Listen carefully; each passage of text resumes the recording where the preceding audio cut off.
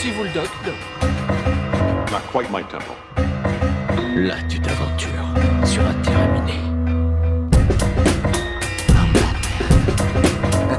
Trop chou. Gracias mucho. This is the way. Bien le bonjour à toi qui m'écoutes, je suis Daniel Castagnère et cette émission sera consacrée à différents sujets qui me passionnent comme le cinéma, les séries, la musique et dans le cas que nous allons aborder dans quelques instants, les jeux vidéo. La série de jeux que je vais aborder est sortie entre 1997 et continue encore à faire parler d'elle aujourd'hui. Chaque opus a été un événement à sa sortie alors que les jeux sont loin, très loin d'être tout public, surtout les deux premiers. Racisme, esclavagisme, survie nucléaire sont des sujets qui sont abordés tout au long des 9 jeux qui composent cette série d'anthologie. De l'autre côté, l'humour est également présent. Qu'est-ce qu'on ferait pas pour une bonne tranche de rigolade? Mais ici, pas de blagues sur Toto ou autre, mais bien de l'humour noir qui ne peut pas contenter tout le monde. Avec son univers facilement reconnaissable grâce à son style rétro-futuriste, le futur vu par les hommes des années 50, les jeux se sont inspirés par de divers livres et même quelques films comme la célèbre franchise Mad Max, dont il fait constamment référence. Personnellement, j'ai connu cette série il y a à peu près 10 ans quand mon père a acheté le jeu parce que la boîte avait tout simplement l'air cool. Alors écoute-moi bien toi qui m'écoutes, car aujourd'hui je vais te parler de Fallout.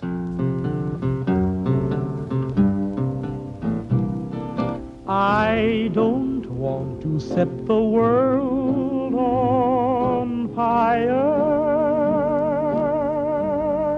I just want to start a flame in your heart. In my heart I have but one desire.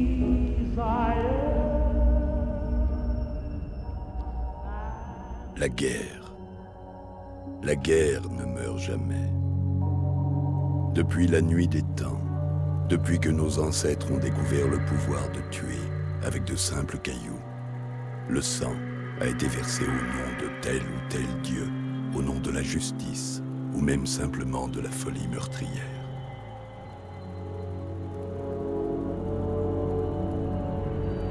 En 2077, après un millénaire de conflits armés, la nature destructrice de l'homme atteignit son paroxysme.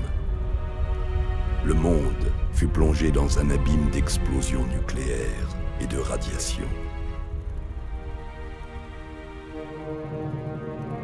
Mais ce ne fut pas, comme certains l'avaient annoncé, la fin du monde. L'Apocalypse servit en fait de prologue à un autre chapitre sanglant de l'histoire de l'humanité. L'homme était parvenu à tout détruire. Mais la guerre ne meurt jamais.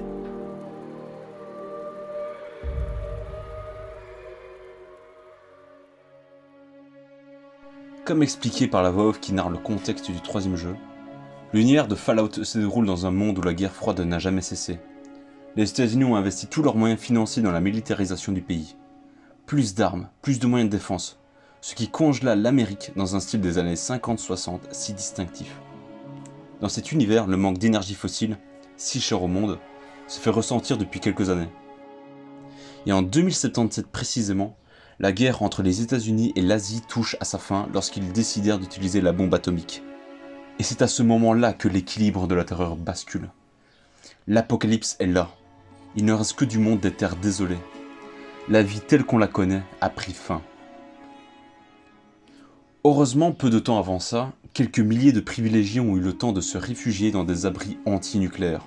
Et que vous soyez vous-même un privilégié ou un descendant de ce privilégié, eh bien vous en faites partie jusqu'au jour où les circonstances vous amèneront à devoir quitter votre abri pour devoir explorer le reste du monde. En substance, la base de tous les jeux Fallout se déroule ainsi. Mais pour revenir au jeu, en dehors des abris se trouvent des survivants retournés à l'état tribal, ce qui renforce le côté visiteur de votre personnage qui ressort de son abri où l'ancienne civilisation avait perduré et se retrouve lâché dans ce monde qui ne ressemble plus à ce qu'il y avait avant. Des bâtiments détruits, des étendues de sable à perte de vue, une nouvelle civilisation qui prend comme dieu une bombe atomique qui n'a pas explosé, ce qui personnellement me fait beaucoup penser au deuxième film La planète des singes. Mais également des cannibales, des ghouls, des super mutants, enfin toutes sortes de créatures présentes dans ce monde en ruine.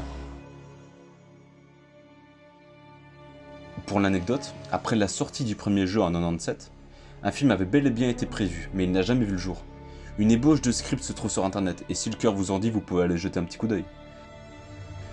Et tout récemment, le studio Amazon a commandé une série Fallout, et c'est Jonathan Nolan, le frère de Christopher Nolan, que vous connaissez sûrement, qui s'occupera de l'adaptation. La série est donc entre de très bonnes mains, ce qui personnellement me rassure énormément. Fallout est donc une série de jeux cultes qui a marqué au fer rouge l'esprit de toute une génération, de par les différents sujets qu'il aborde. Les jeux sont d'une profondeur et d'une ambiance quasi jamais inégalées en termes de post-apocalyptique. Fallout nous apprend à nos dépens que malheureusement, la guerre ne meurt jamais.